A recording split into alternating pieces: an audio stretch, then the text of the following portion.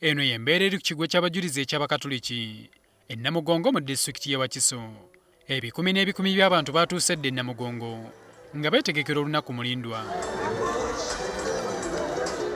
Abalamazi bano bavudde wano mu ggwanga, so nga waliwo n'abo abavudde mu mawanga ag'okumuliraano nga Kenya, Tanzania, Burundi, DRC n'awalala. Tuwapasha kukuja hapa kwa sababu ni nafasi wa ndugu wetu walionyesha imani kuu, na ile imani inaleta matunda mazuri sana.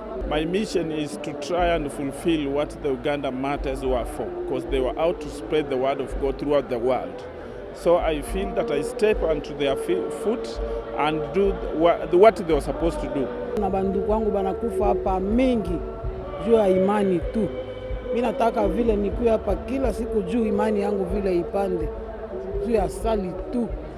Ndio mimi nafika hapa. Abakkiriza bano bali mu bbugumu lya kutendereza Mutonzi nga beetegekera okutendereza abajulizi abafiirira eddiini yaabwe olunaku lw'enkya.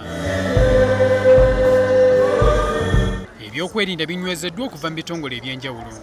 Muno mulimu abavudde majje agakuuma omukulembeze w'eggwanga, poliisi erwanyisa obutujju ssaako poliisi eya bulijjo.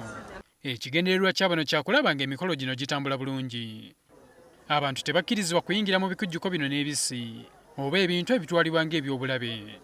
Abatambudde n'obwambe, makansi, obugirita n'ebirala, ab'ebyokwerinda babibaggyeko. Mmotoka z'abazimyamwoto nazo ziteereddwawo, ssaako ambyulensi ezisobola okukozesebwa singa wabaawo obuzibu bwonna.